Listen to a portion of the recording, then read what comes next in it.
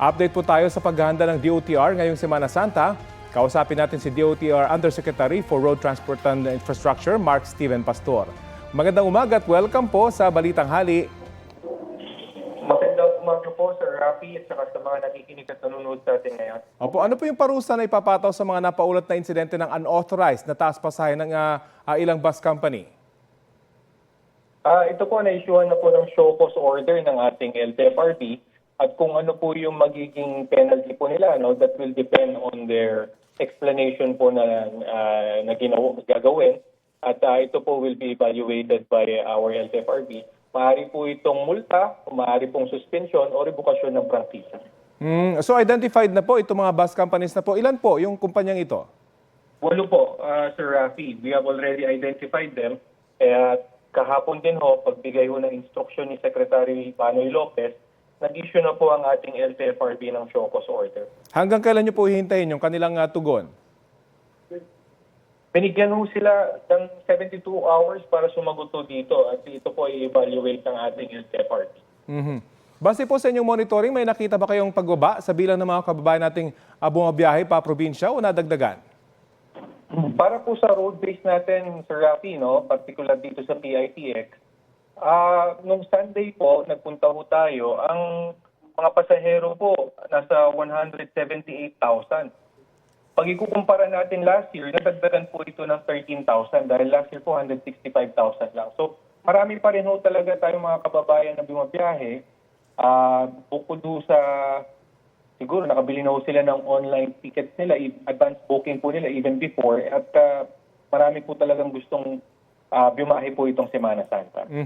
At paano naman po tinitiyak na nasa kondisyon hindi lang po yung mga bus, kundi pati yung mga driver? Kahapon daw po may mga nagpositibo sa illegal na droga sa PITX.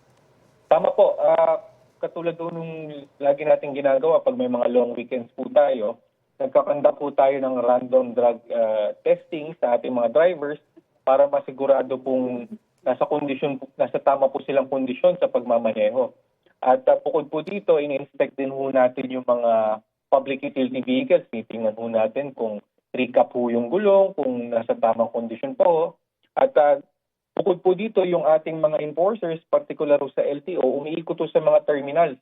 Nagdadala rin po sila ng drug and bomb sniffing dogs upang matiyak po na ligtas po yung ating mga pasahero pag sila po ay bibiyahe. Kumusta po yung ating mga major road networks? May mga sagabal pa bang roadworks na pwede makaantala po sa biyahe ngayong Semana Santa? For the roadworks po, kami po ay nakipag-ugnayan sa MMDA at sa DPWH. Lahat po nung may construction ngayon, ang alam ko po natapos na po o ihihinto po yung iba para po to give way for the travel this coming weekend po.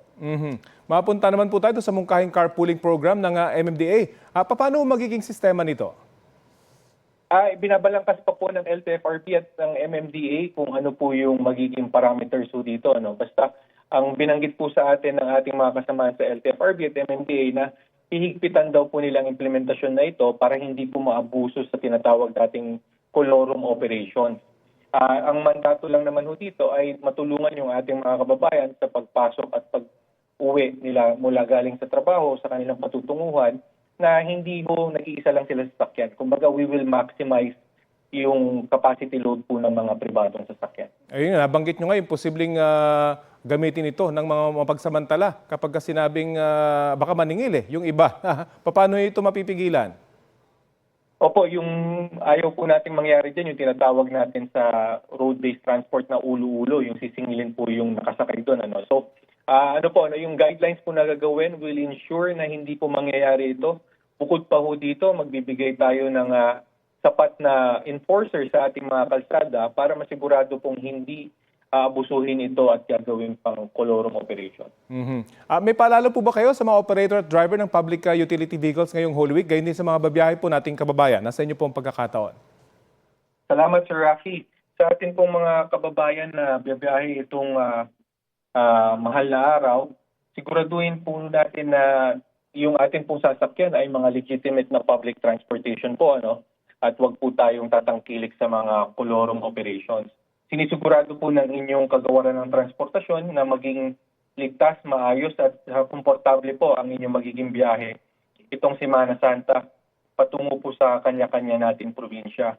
Katulad po ng binanggit ko, in-inspection na po namin yung mga terminal, yung mga ating rail systems, ganun din po yung ating mga pantalan para maging komportable po ang inyong biyahe. At kung may maging aberya man po, huwag po kayong magdadalawang isip na kontakin po kami for road-based transport po, yung mga bus, jeep natin. Meron po tayong hotline 1342.